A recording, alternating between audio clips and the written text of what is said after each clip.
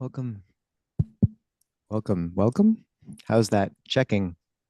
Sort of. A little louder. Is that a thumbs up louder or a thumbs up? That's awesome. Louder, louder, please. Checking, checking. Budo, Budo. That's better for everyone except the people sitting right next to the speaker. Sorry, Suze. Okay, good. Okay.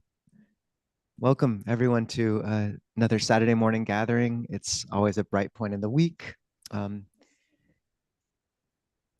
and we may need to check that speaker. Thanks, Judith. Yeah. While we're waiting, hello. Um, we, for those of you who tuned into our Wednesday evening stream last Wednesday, which is when Wednesday evening live streams are, we had Ayasu Vijana and Ayanyanika on. They're moving to the Northwest to start a new vihara, Pasadi Vihara. So they'll be in Olympia, and we'll have them here next Saturday. And just really want to encourage the community to welcome them. And it's this beautiful thing that we didn't expect is there's Aloka Vihara in California, which was one of the original training monasteries for bhikkhunis in the US, dissolved. And yet what's forming in its wake is this beautiful constellation of bhikkhuni communities that fortuitously are around the Northwest. So we have Ayananda Bodhi in Port Townsend. Now we have Pasadi Vihara in Olympia. And it's a real blessing. So make sure to come next Saturday. You'll get to meet them. And if people want to kind of reach out to them and sort of just see what they might need or how to accommodate them, then I believe the website is pasadivihara.org, PASSADDHIVIHARAW.org. So yeah, or just come next week. um, okay. And Gary, do we have an announcement about St. Mark's? Yes, St. Mark's, who generously donates the space to us every week. So we have put up a Dhamma box over by the free books for anybody who would like to acknowledge our gratitude for them and for what they've done for us. Thank you, Gary. It's the weekend after next. We get Ajahn Jayasara will be coming, so make sure to check Clear Mountain's calendar so that you can tune into all those special events. That Saturday, the Saturday after this one, we will be meeting in Fauntleroy Church in West Seattle, not here.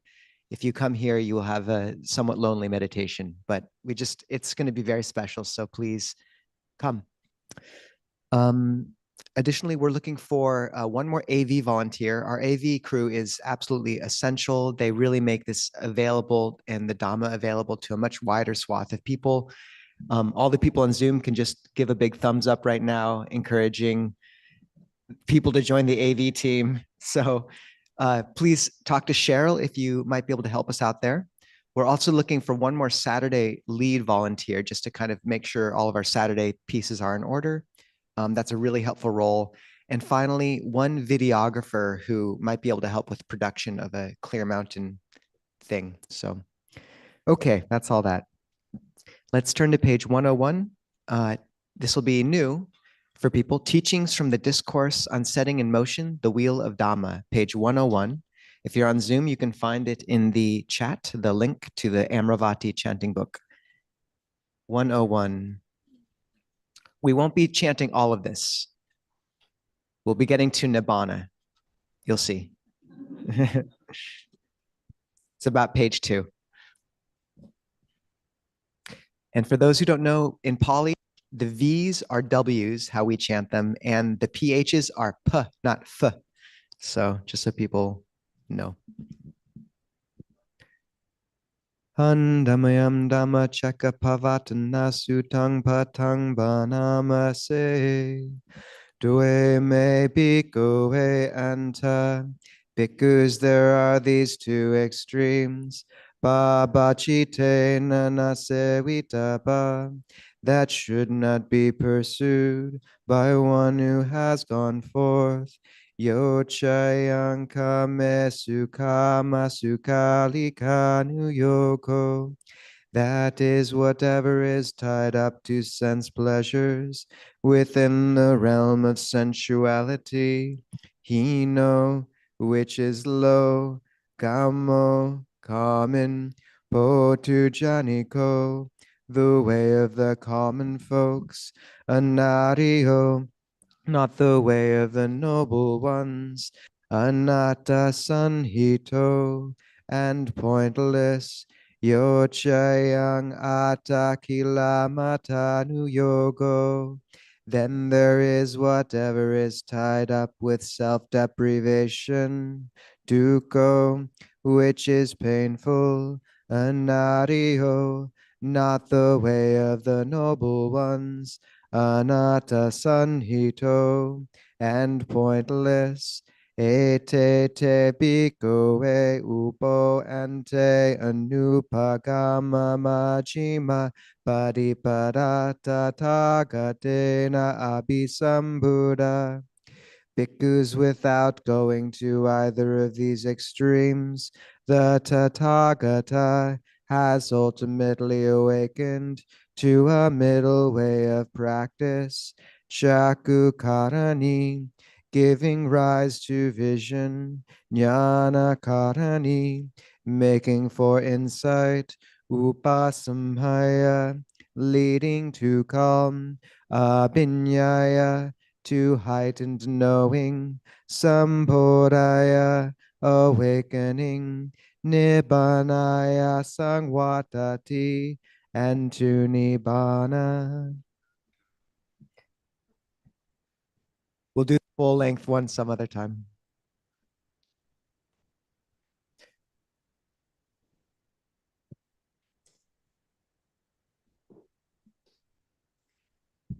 So we'll meditate together for a time.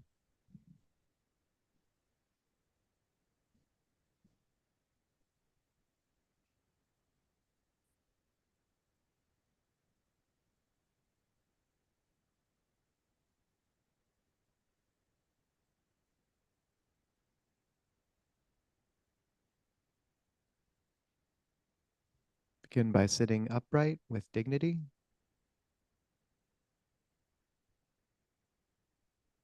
Making sure to draw the lower spine in like a spring.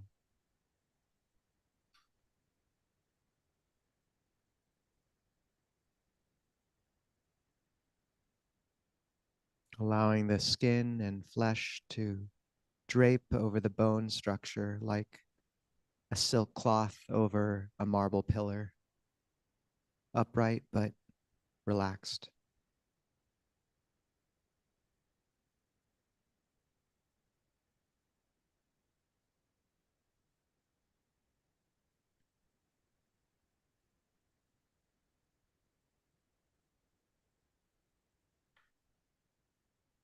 Soften and release any tension in the forehead, the eyes,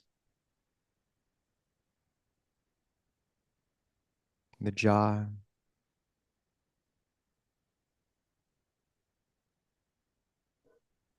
Smile in the inside of the mouth.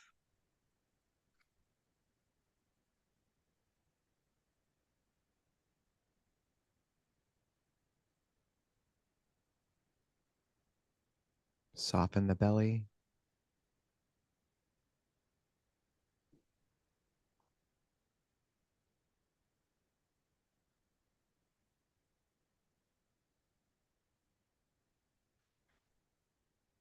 And allow breathing to deepen and slow to a natural rhythm. Just allowing yourself to settle into center.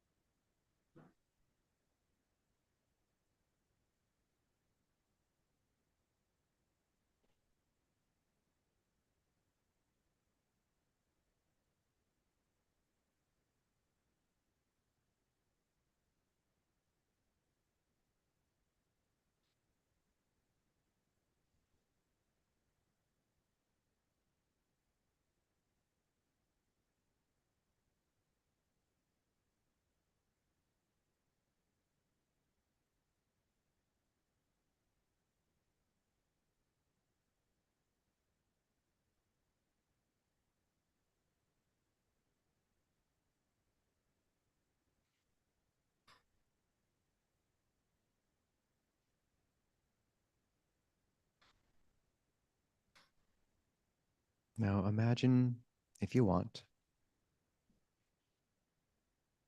breathing in through a point about 2 inches below your navel into the left side of the lower belly.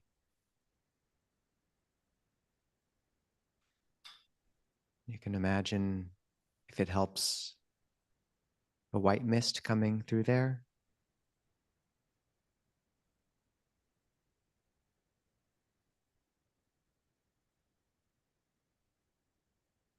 Just feel how it feels through the rest of your body when you do that. Down your left leg,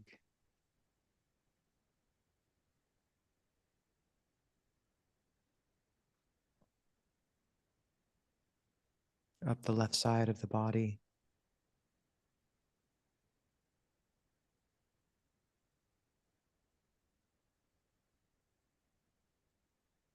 Imagine nourishing the body with that breath energy.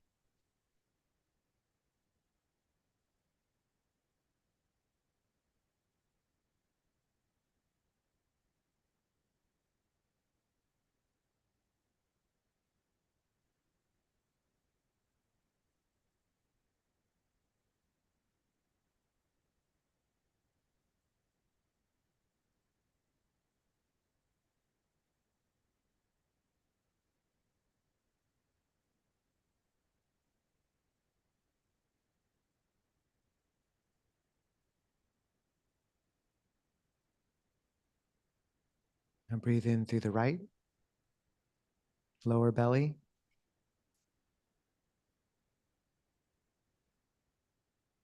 Point several inches below the navel to the right side of the body.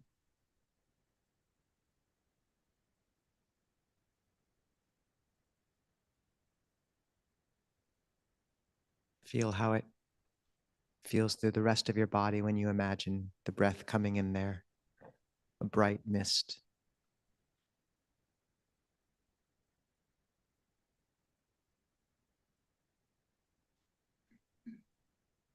How does it feel down the right leg or up the right side? Keep awareness light.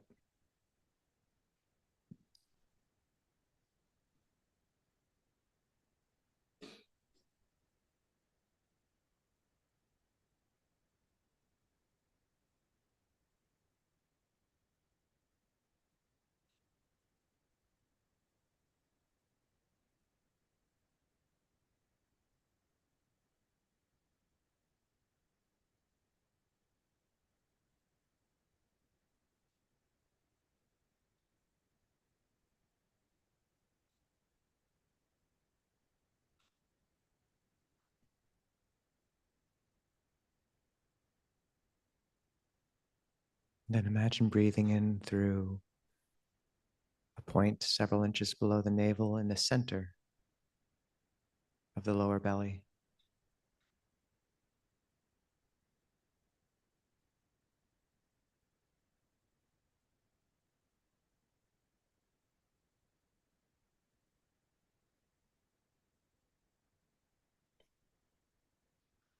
Becoming sensitive to how it feels moving up the body, down the legs.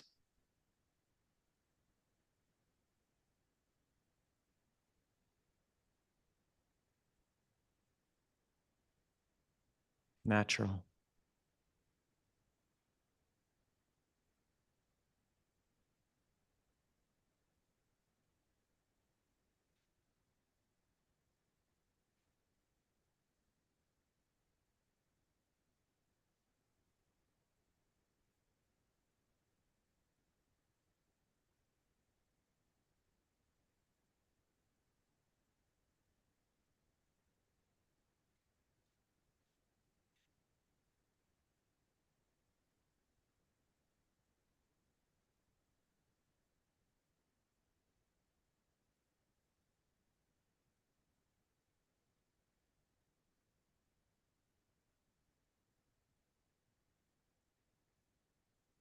Imagine breathing in through the center of the diaphragm, the center of the chest, the breastbone.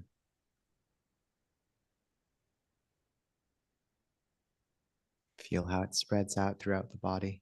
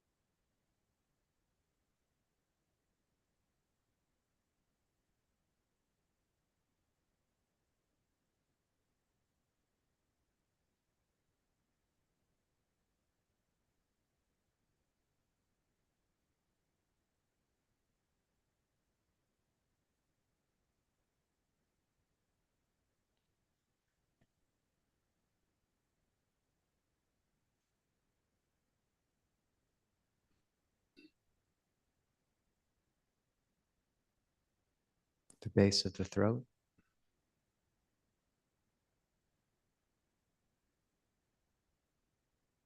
If you sense any blockages, you can imagine the breath flowing around them,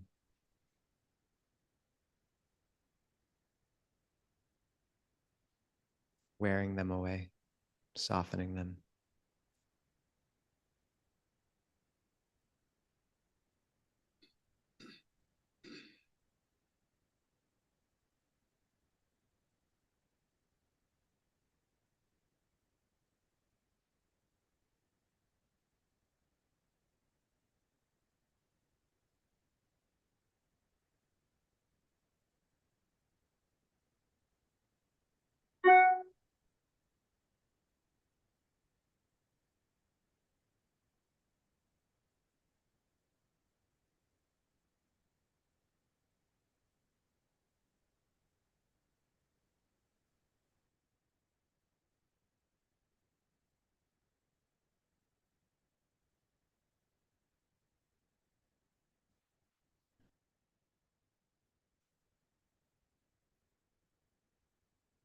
Imagine breathing into the center of the head.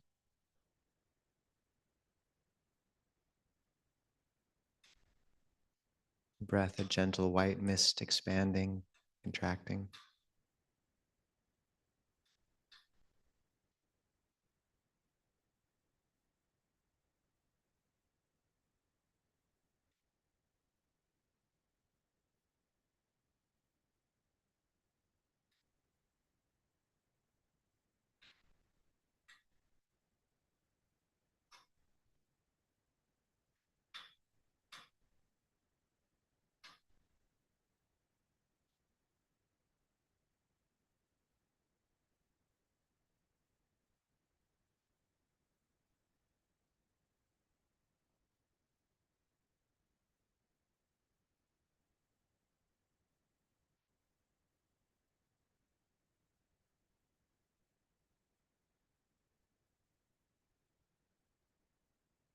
And you can imagine breathing in down through the crown of the head, allowing the breath to move all the way down the body.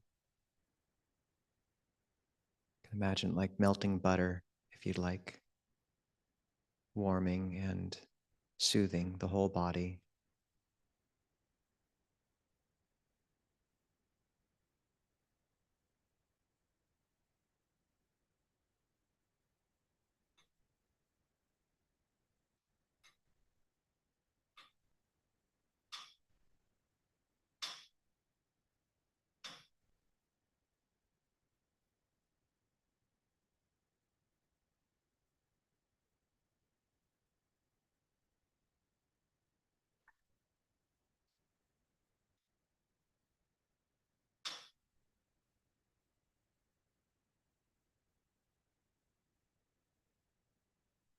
And you can do the same at the stations of the consciousness,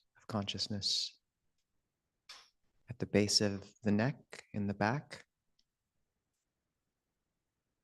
the center of the back, and the lower back, one at a time. Afterwards, just relaxing and letting the whole body breathe, but being especially attentive to one spot where you feel it most prominently, the nose or the belly, like a spider at the center of a web, aware of the whole web.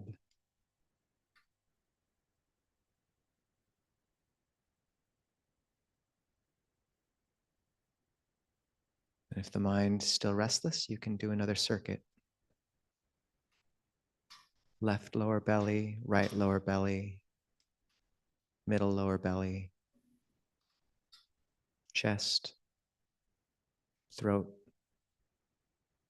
middle of head, top of head, base of skull, middle of back, lower back, all full body. This just helps us develop a sensitivity and breadth of awareness and breath.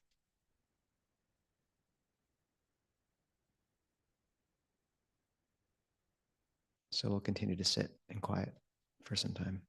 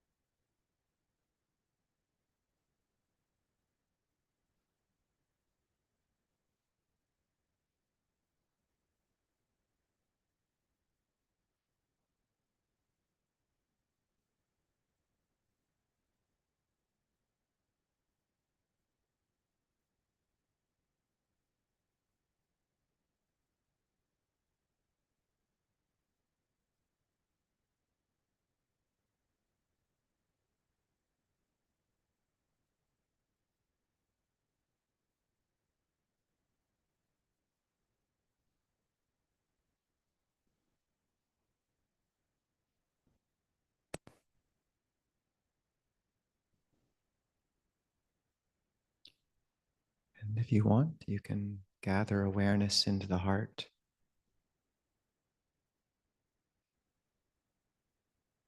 Bring up compassion.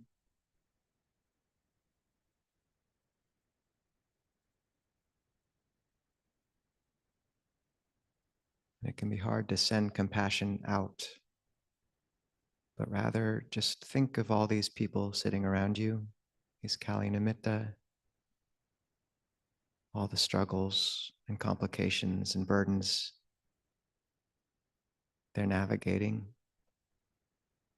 and just invite them into that space in the heart.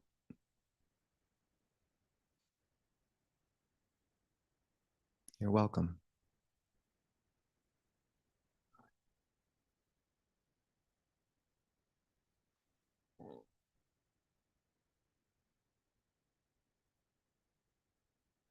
May you find peace today.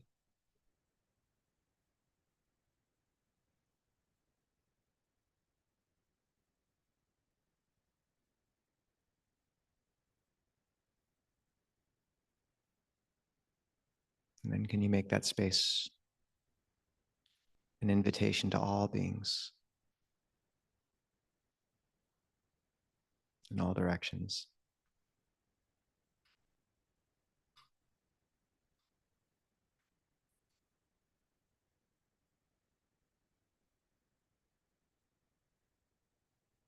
These brothers and sisters in birth, aging, and death,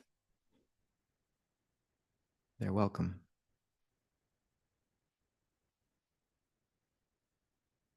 And just hold them in that place of care.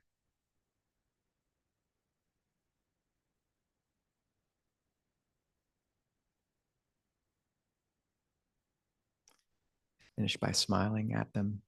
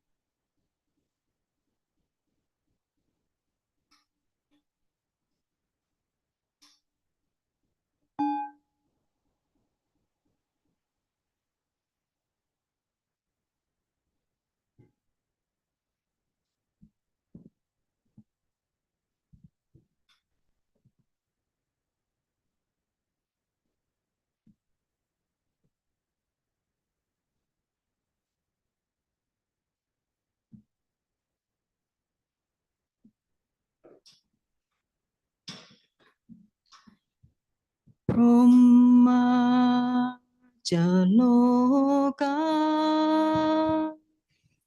Thipadi Sahampati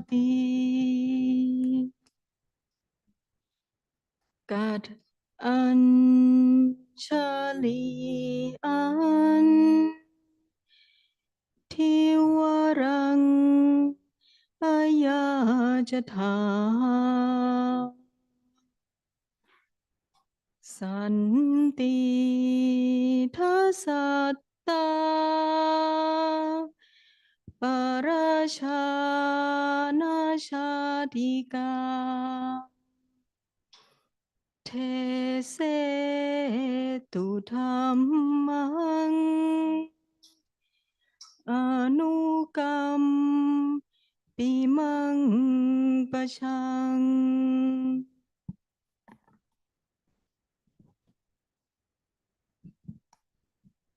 Namo tassa bhagavato arahato samma sambuddhassa. Namo tassa bhagavato arahato samma sambuddhassa. Namo tassa bhagavato arahato samma sambuddhassa. Buddhang dhammang sanghang namasami.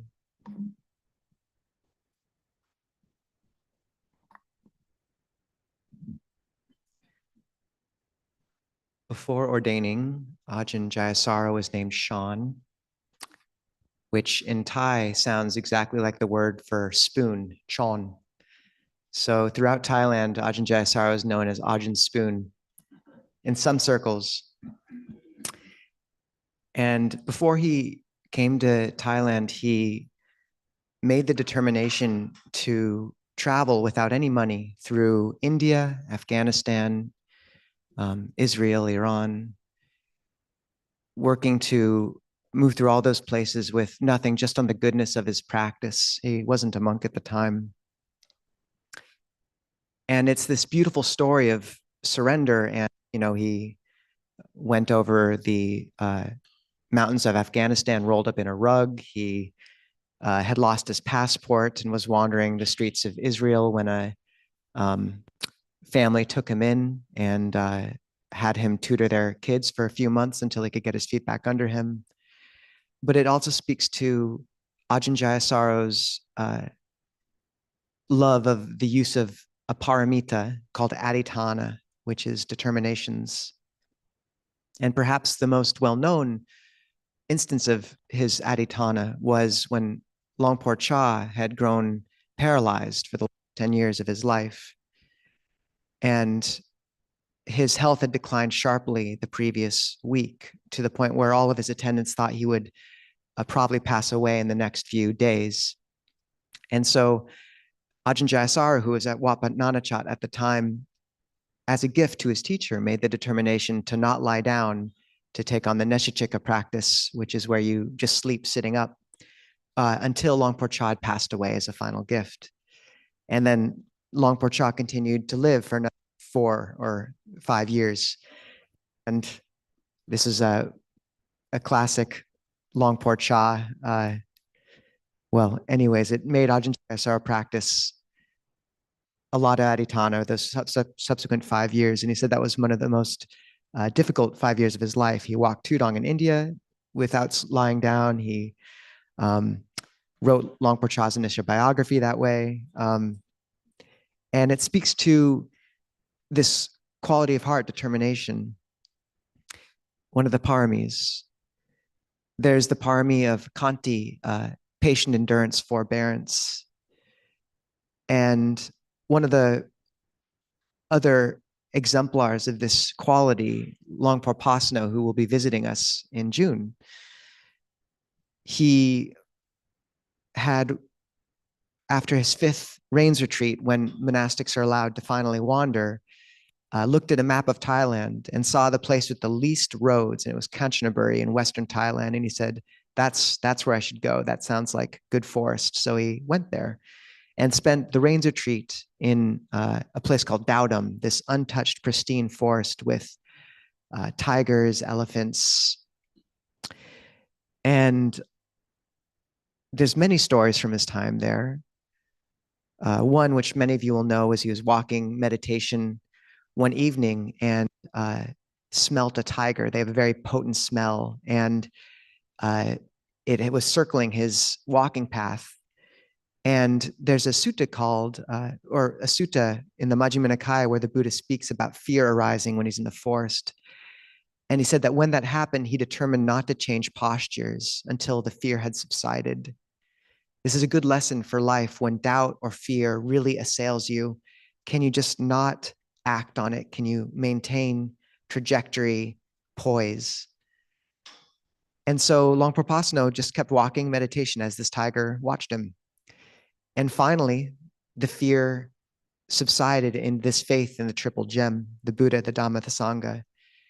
And he went up to his little hut porch. His hut was basically bamboo leaves. So he had the impulse to go inside, but he thought, well, if the tiger wants to kill me, it's just going to kill me. This wall isn't going to stop it. So he just sat outside in its porch and meditated, and eventually it left. And this is an example of this paramita of forbearance. The woman who was looking after the kitchen at Dowdam at the time thought that Westerners could only eat rice and eggs of Thai food. So that's all she fed him for those 3 months. And he actually went blind, but he didn't say anything because it's Longpo Pasano. Until finally, after a few weeks of not being able to see, he thought this probably is worth getting checked out. And he went to Bangkok and They sort of addressed his diet and he returned. But it's this quality of gratitude, of contentment, of patient forbearance. Not that anyone has to take it to quite that extreme, but I find these exemplars, on one level, you can look at these moments and think, well, maybe it would have been best to go into the hut when the tiger came, even though the hut would have provided scant protection. Maybe it would have been best to immediately go for treatment when the eyesight went, and I wouldn't argue with that necessarily. Or maybe Ajahn Jayasara could have realized that his aditana wasn't meant to last for 4 years. But when those teachers stick to their word, when they exemplify these qualities of heart so perfectly, it provides landmarks to the rest of us. Many asks, after the Buddha was enlightened, why did he keeping ascetic practices? What need did he have for these rules of morality when he was already perfected? And when he was asked why he resorted to forced dwellings, he said, because of a pleasant abiding in the here and now, and out of compassion for future generations. Out of compassion for future generations. So these landmarks, these North Stars who embody these qualities so perfectly that you can always remember them, they've given us a gift. When Ajahn Chah or Longpa Pasno was asked what the greatest act of metta, loving kindness he'd ever witnessed was, he said it was the fact that he felt that after Longpo Chah had become paralyzed, he could have let go of his body and died immediately. But he chose to remain in that paralyzed state for 10 years because what it allowed was the Sangha to coalesce around him and adjust to his leaving.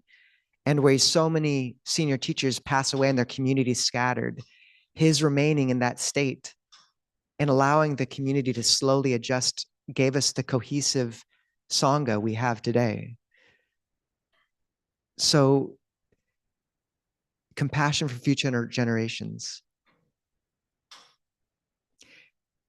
These are parami superheroes, if you will, or exemplars. And they're all around if you really kind of take stock and take note and store those stories for yourself. And we spoke last week about the paramitas, the perfections, they're called, these qualities of heart and mind, ethical conduct, sila, or dana, giving, ethical conduct, nekama, renunciation, wisdom, energy, patient forbearance, satya, truthfulness, aditana, determination, metta, loving kindness, upekkha, equipoise. Did I miss one? Maybe. Okay, if not.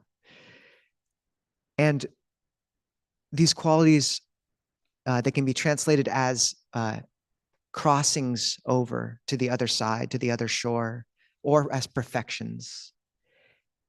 And they're so meaningful because they allow us to broaden our conception of this path beyond just the simple metric of how our meditation went today and if we've touched jhana in our life or not.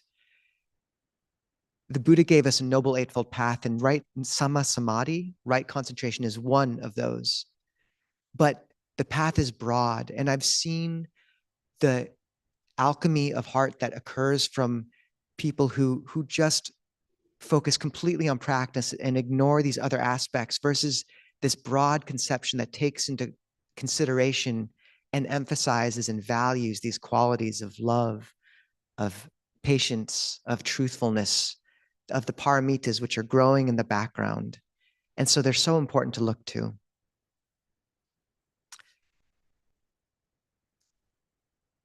There's a sutta called the Nava Sutta where the Buddha says that just as a carpenter using an adze, which is a bit like a chisel, would not be able to look at the handle and say, today my fingers wore away this much of the handle, and today my fingers wore away that much.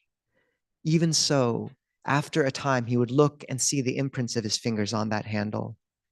Just so, even though a practitioner may not have the thought, may I attain liberation, if they cultivate the 37 factors of awakening, these qualities of heart that the Buddha lists, then the defilements are worn away in them little by little. And what I love so much about that is the chisel, in some sense, it's how we sculpt our lives. These paramitas are the creation of a self, but a wholesome sense of self. And yet, as we're chiseling, as we're creating this wholesome, beautiful sense of goodness that our life is aligned with, even so, if we're applying the Four Noble Truths, if we're meditating daily, the sense of self in the background is at the same time fading. You're creating something beautiful with the chisel, but at the same time, that soft touch of the handle is slowly leaving, it's wearing it away. And this is the strange interplay of self and not self in the path. Ajahn Longtama Habua, one of the most famous monks in Thailand, said, when you think in terms of ethical conduct and concentration, sila and samadhi, you think in terms of self. When you think in terms of panya, when you think of panya, wisdom, you think all in terms of not self. And awakening is beyond words. Ajahn Jeff notes that in some sense we challenge the Buddha. The Buddha says all things are anicca, impermanent. So we try to create and cultivate a mind which is as stable and unchanging as we can in a bright state. The Buddha says that dukkha, unsatisfactoriness, is wound through all things. And so we try to cultivate a mind which is bright and as pleasant and luminous as possible. The Buddha says that all things are not self, anatta. So we try to cultivate a skill in directing the mind such that we are completely in tune with it and able to steer our thoughts and mind states as we will. And once we've forced ourselves into a corner, once we've challenged the Buddha in that way by pushing each of those factors to their brink, that's when they say the full break occurs and awakening happens. But all three of those, in some sense, there's a way you're cultivating this beautiful sense of self and at the same time looking towards the place beyond it. So the paramitas, in many ways, they have to do with letting go, but also of creating this wholesome sense of who we are, what our life is aligned with, what kind of person we are in a wholesome sense. The paramita we left off at, the next, that's just number 5, is Khanti, patient forbearance. And Longpor, this is, the Buddha said this is the supreme incinerator of defilement.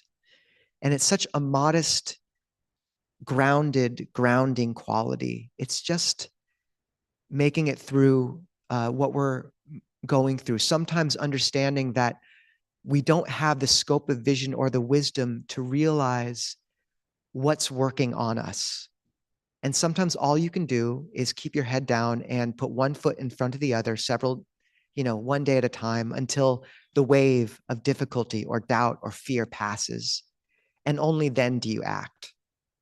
Often Khanti is just restraining yourself enough not to act from a place of reaction, of dukkha, of doubt, of fear.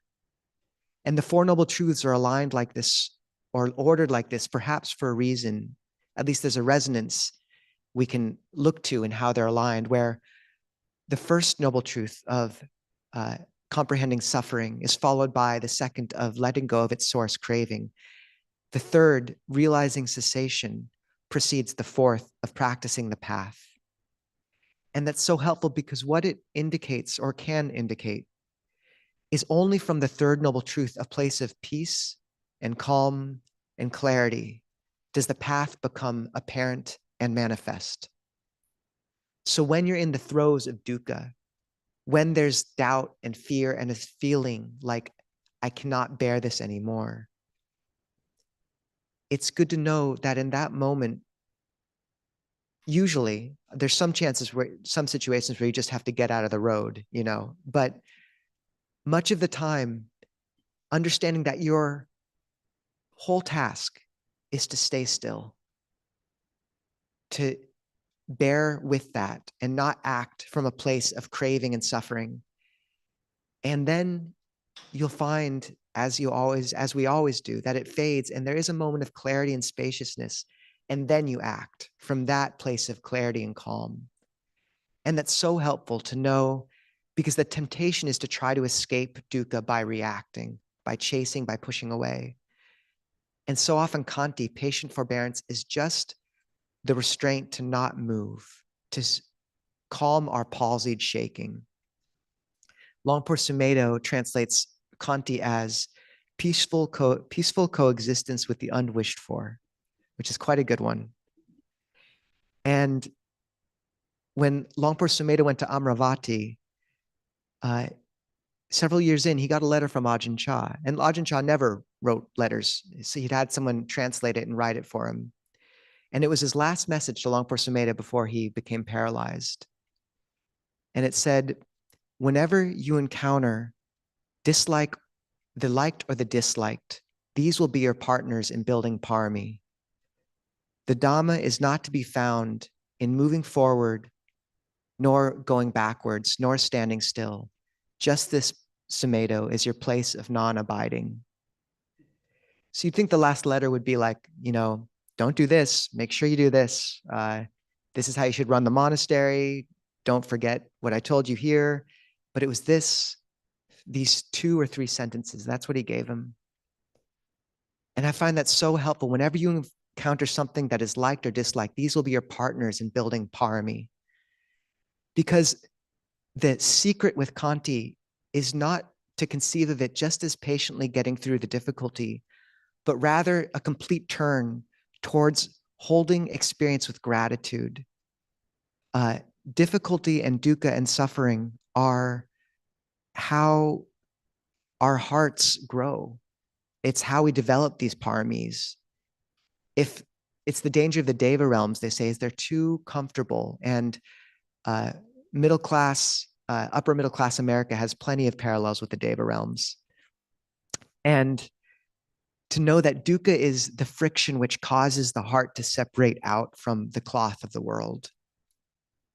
Can we look not at karma as a fist of retributive justice, but as a hand giving us exactly the experience we need to learn? And I know Richard Rohr says his prayer every day is, humble me at least once. Because in that humbling, in that giving up of self, in that what could just be looked on as dukkha or inconvenience, something just to be patiently borne through, we find true humility and effacement. He also says that up until 30, you need a modicum of success to build a wholesome sense of self-esteem. But after 30, everything he's learned has been from failure. So patient endurance, and see if you can even switch that to gratitude. But sometimes it's just, you don't quite have the gratitude in you. Sometimes just patient endurance is plenty. So peaceful coexistence with the unwished for. The next is energy, virya, wholesome effort, right effort. And in the Buddhist path, this is cultivating, causing to arise wholesome states that have not yet arisen. And this is like planting and watering flowers in a raised bed. We call it samvara.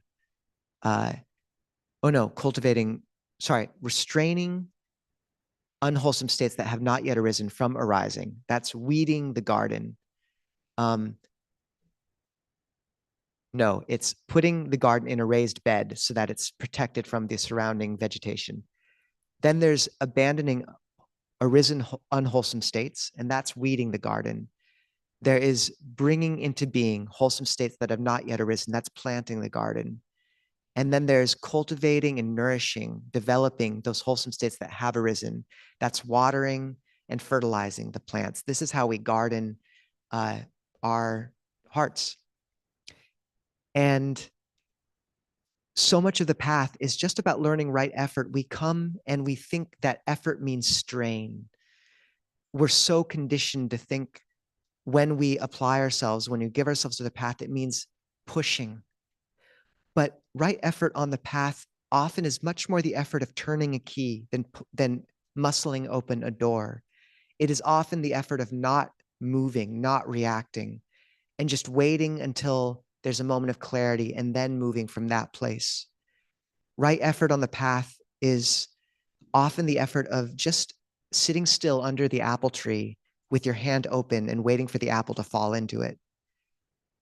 Not always, but those recollections are a really useful counterbalance to this idea that we have to push ourselves harder.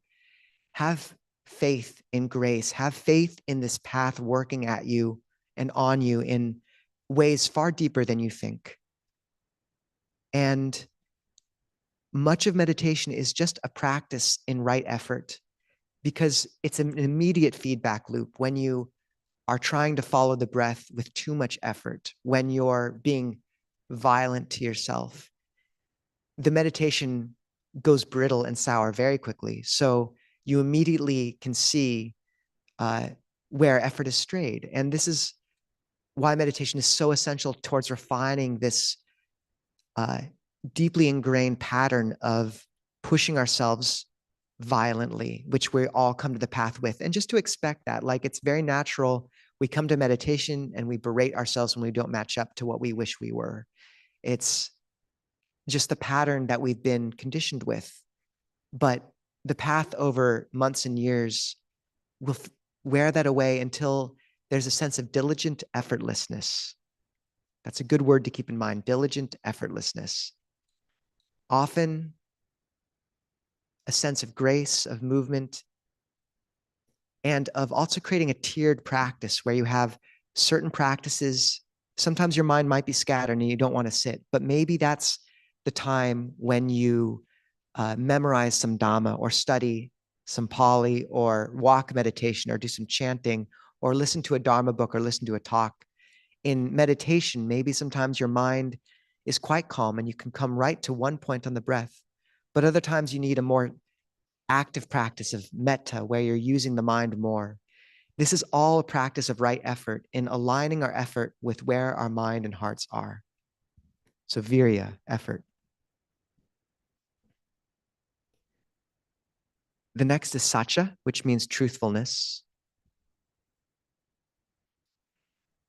Of all the precepts that the bodhisattva in the Jataka tales transgresses when he's moving towards awakening, the one he does not ever break before he was enlightened is the fourth precept of lying.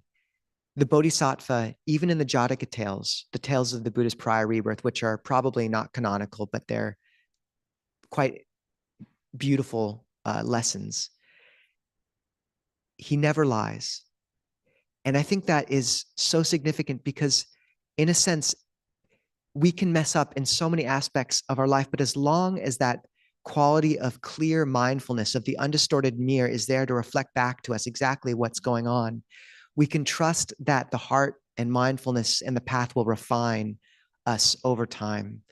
But the mirror needs to be there, undistorted and clear. Satya. So this aspect of knowing that you are not someone that lies and really taking that seriously, finding, really working to see when you're exaggerating and bringing it back, trying to find skillful ways of speaking where you never compromise that basic truth. It's very interesting. They've sort of looking at the long-term life trajectories of habitual liars. Often one of the symptoms that emerges is amnesia, because you forget who you are. To lie convincingly, you have to convince yourself of something a little bit. You have to distort reality in your mind. And this is why we hold satya, truthfulness, is absolutely sacred on this path. You have to become skillful at what you say and when you say it. You don't always want to comment on your host's cooking, but there are skillful ways of saying, that was really nourishing. I'm so glad to be invited over here. Thank you. That's a lovely plant. Have you seen the recent, there's ways of working with this. The next is adhitthana. And where satya is this truthfulness embodied in the moment, adhitthana, which is not spoken about often in Western circles, is determination. It's truth and intention projected into the future. And it is such a useful tool for those who find it to be a useful tool, which is not everyone. But where Longpo Cha says that 50 to 70% of the practice is knowing you should let go of something and not being able to. There's another quote, I think, maybe Longpo Pasno, that everything I've let go of has had claw marks all over it. And, you know, there's a place for that recollection when we can't give up the thing we know is not good for us, of having compassion. And there's a place for Manjushri's sword, of being like, enough is enough. Enough is enough. I'm done drinking. I'm done. Or I am, finished with this unwholesome habit in my life. Or, or a positive aditana of, I remember when I was in college, I heard about a friend of a friend who was meditating an hour and a half a day. And something in me just said, I need to find a way to align my life to do that. And I didn't always succeed. I wasn't a perfect meditator, but there's this sense of you want to steer your life by those bright moments where you see clearly. And it's not every day that I feel, there's days where as a monk, I feel it would be really nice just to have dinner and watch a movie. And to know that you can determine to not have that doubt playing in the back of your mind all the time. There's a place, even in those moments, where I know when I'm seeing clearly, I know this is the best use of my life personally, not for everyone. And so I'm just going to determine this is what my life will be. And so to make those determinations from those points of clarity and steer your life by those lighthouses, it's like when you're in a forest, you take a measurement from one tree to the next to keep straight, or 3 trees, in a row. And then you get to the next tree and you take another one. And that way you keep your course straight. You need to align yourself by these landmarks of bright moments. And when you make a determination, it's helpful to have a person you tell about it. It's helpful to make it in front of a Buddha image if you want, and make it formal. It's helpful to give it a test period first, maybe a week. I can't tell you how many people, including myself, have made foolhardy aditans from, and just not realized it quite what we'd said until a week in. So give yourself a test period, but feel free to use this. It's a powerful tool, aditana. It's the sword of wisdom. The 9th is metta. We're almost there. And that's loving kindness, benevolence, which most of you know plenty about. But it's called the abode of Brahma, is the Brahma Viharas.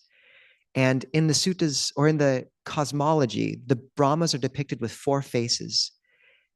And this idea that metta has 4 faces, it's benevolence, but then it has karuna, which is how the compassionate heart responds to suffering, compassion.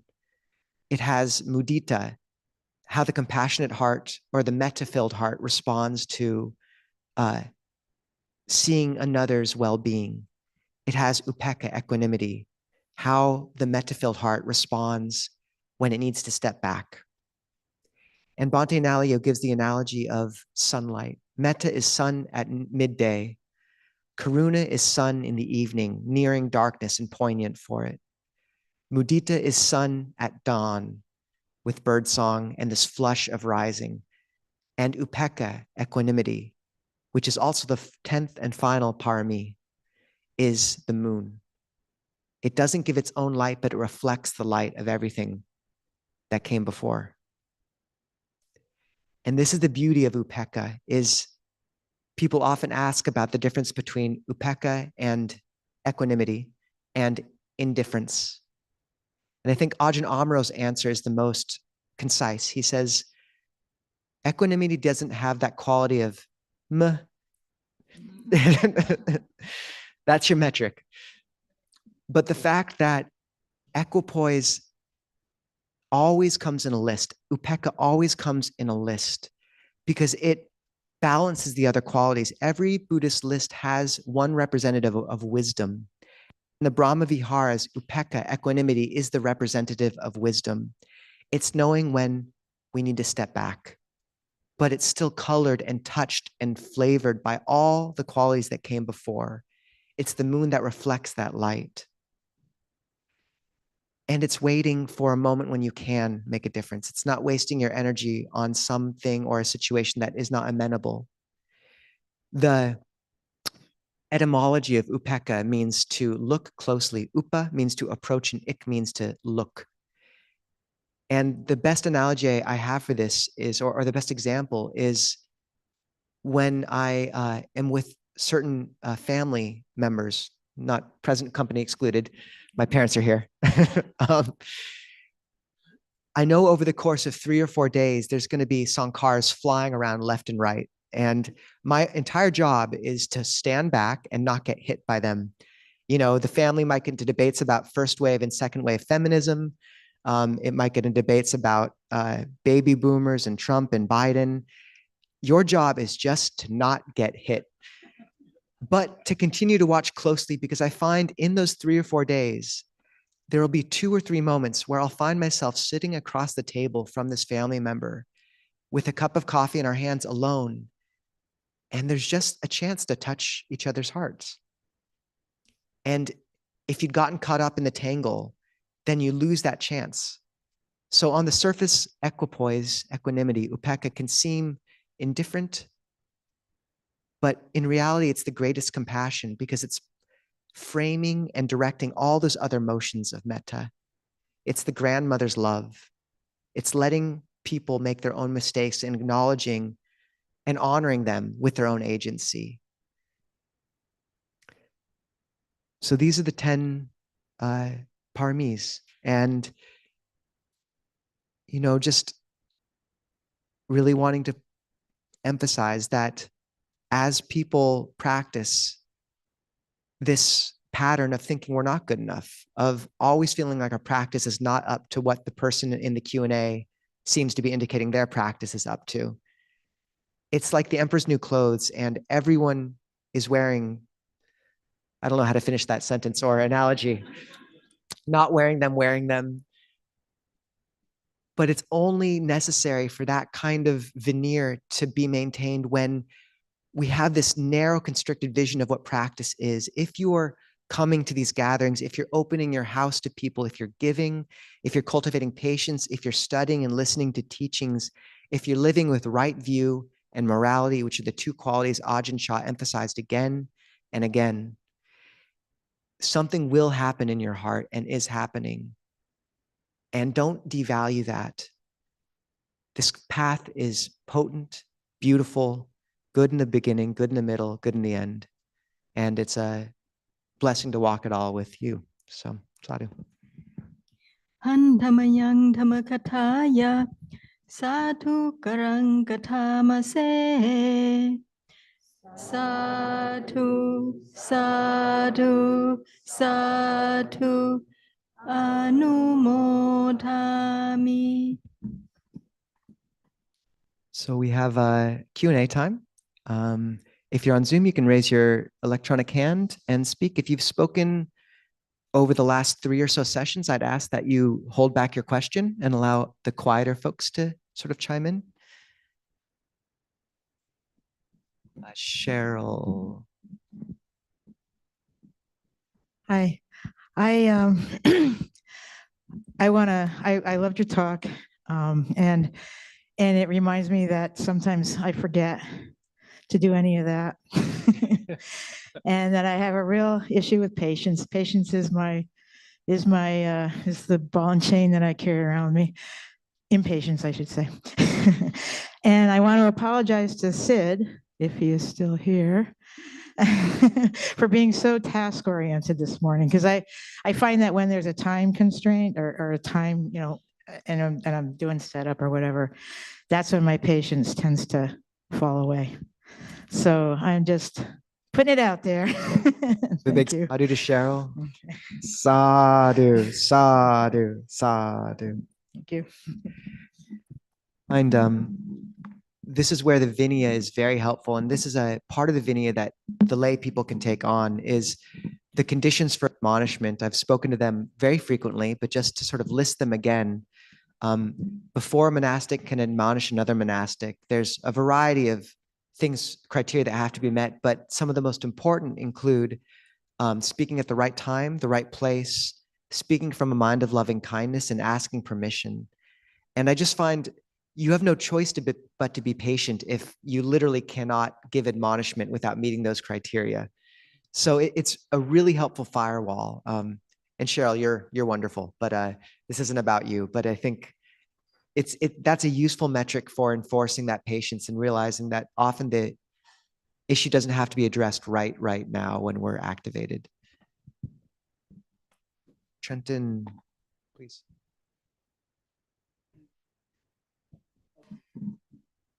Hi, I'd like to ask a question about adhitanas. Would you be able to speak to situations of maybe someone unwisely making a determination that they feel they may not have the ability to keep? And also, would you be able to speak to how may one be able to discern with wisdom whether that's the condition with something that they keep? Yeah, that's a hard one.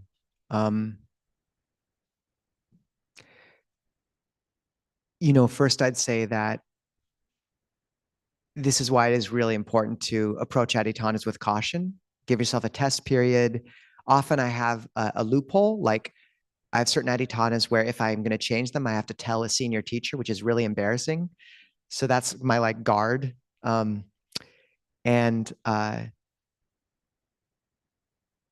So caution walking into them.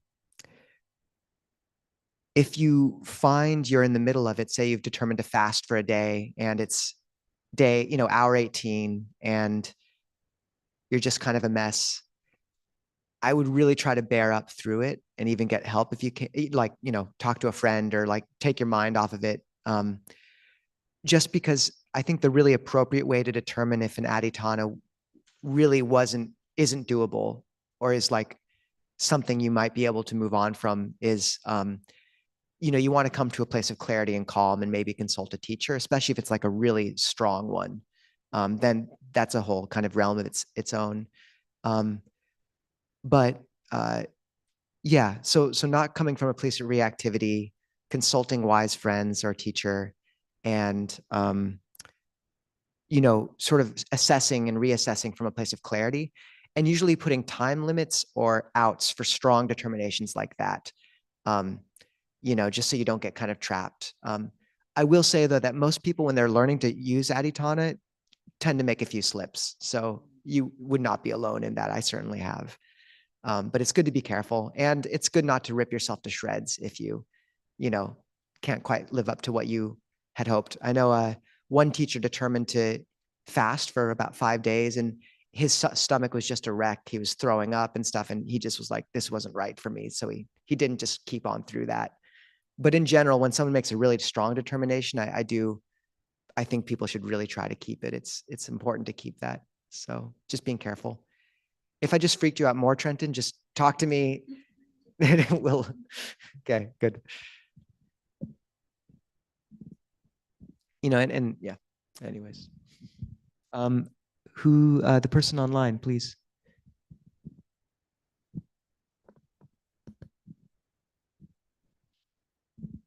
Is that a person online? No, never mind. You just happen to be in the top left corner. So, any more questions in house? My dad.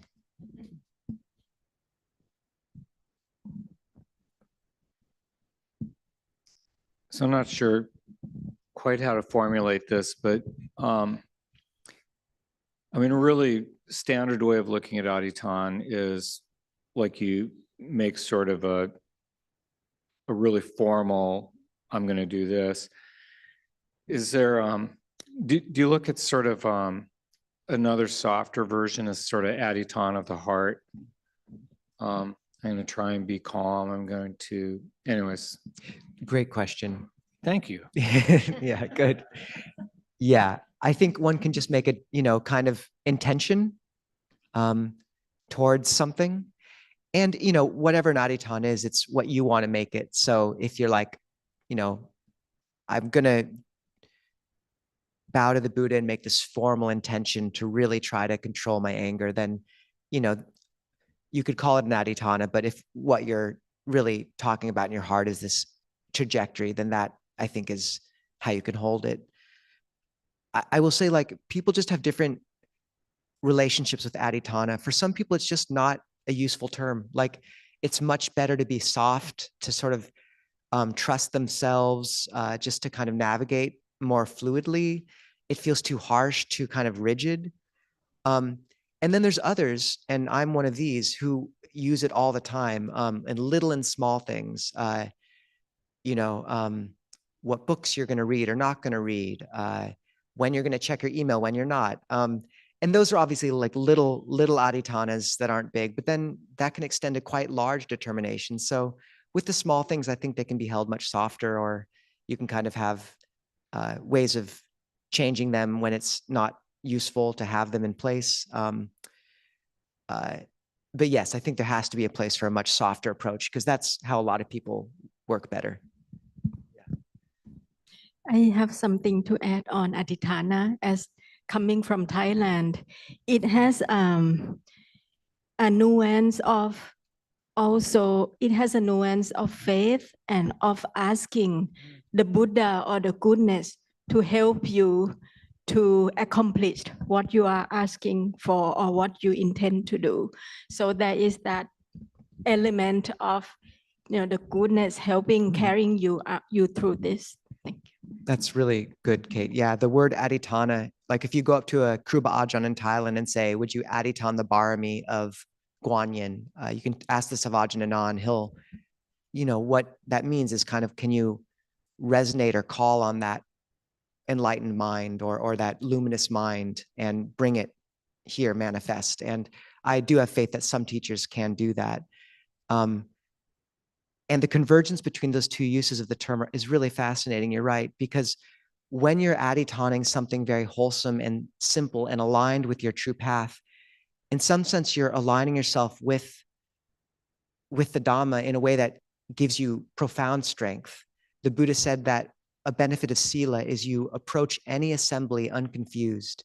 No, you approach any assembly without fear, and you die unconfused. And when he spoke about the adhitanas,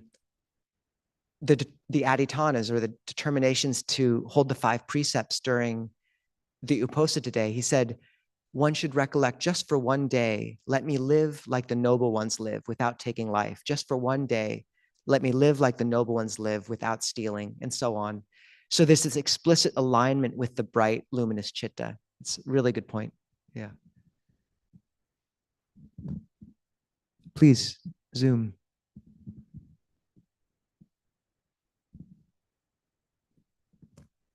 I think you're muted. Just unmuted you. Good. Now you're not muted. Go for it. Sharada? Sharada. Or maybe you are muted. You are muted. I'm sorry. We can't hear you. We can do it.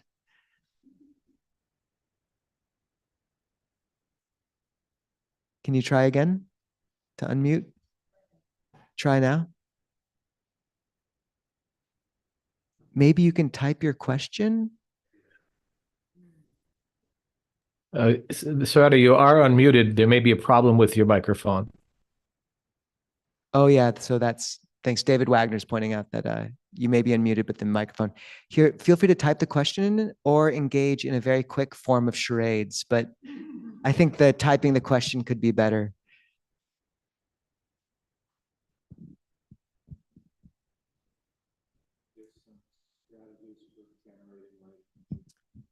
Can you give some strategies for generating right energy?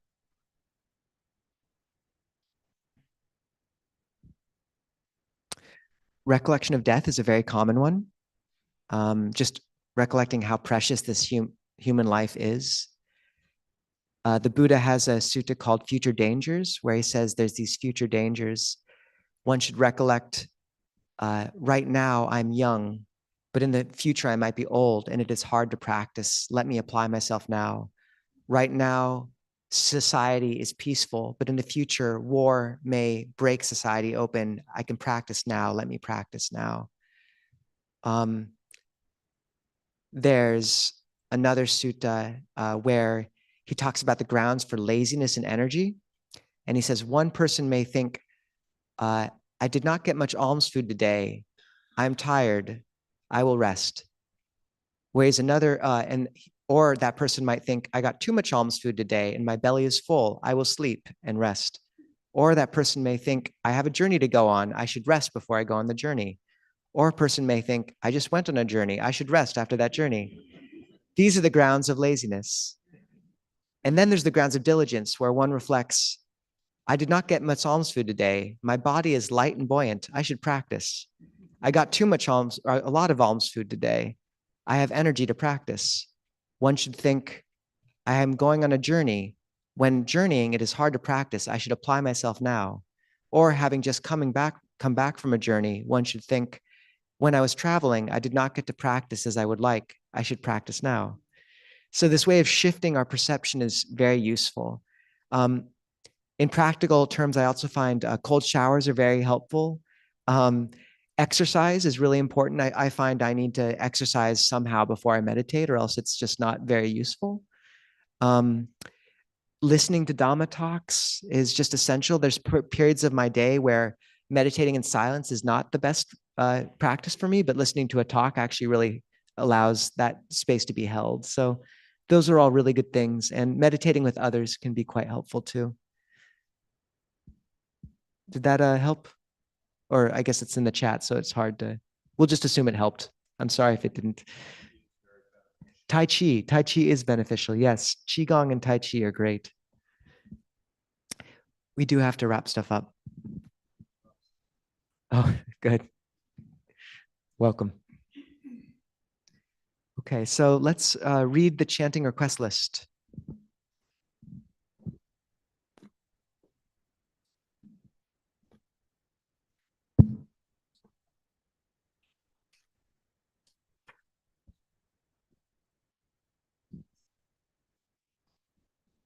We have for Chris Narrison, passed away in late March after years of supporting the Dhamma. Please spread metta. For Mary Webster, wishing a swift recovery from surgery. For Mike, loving dog and friend of Glenn and Robin, possibly in last stages of life. Spread much love. For Marcy Erickson, had an accident last Saturday causing serious facial injury and blindness to one eye. Please spread love. For John Church, final stages of cancer. For baby Sachi Gudas, having multiple disability, please spread happiness. And to all beings, wishing all happiness and peace. Do people have others they'd like to bring to mind and heart today? Ryan with stomach cancer. Debbie in grief. Nancy. Rose Davis passed away. Pat with cancer. Pat with what cancer? Thyroid cancer. Thyroid cancer. Liz with breast cancer. Neighbor Pete with throat cancer.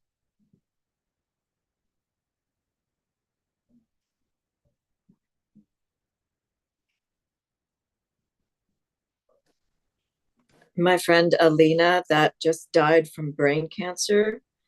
Could you hold her in your heart, and her husband Paige, who is having to deal with all the pain, and my brother who is now legally blind from his diabetes and still in a wheelchair from a stroke. Thank you. Gary's family. Okay, please go ahead. Andrea. Someone on Zoom typed in a small bird that my cat killed yesterday. Please send peace. Good. It's just a beautiful way to remember our practices for more than just us, and just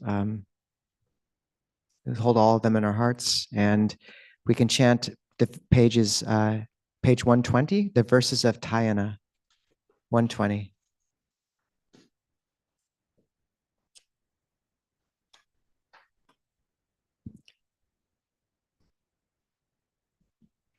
Antamayam Tayanagataya Banamase Chinda Sotang Parakama Kame Panuda Brahmana Napahaya Muni Kame Nekatang Upapachiti. Exert yourself and cut the stream. Discard sense pleasures, holy man, not letting sensual pleasures do. A sage will not reach unity. Kayira che kayira tenang, dalhang enang parakame, siti lohi paribajo, bio akira de rajang. Vigorously with all one's strength, it should be done what should be done.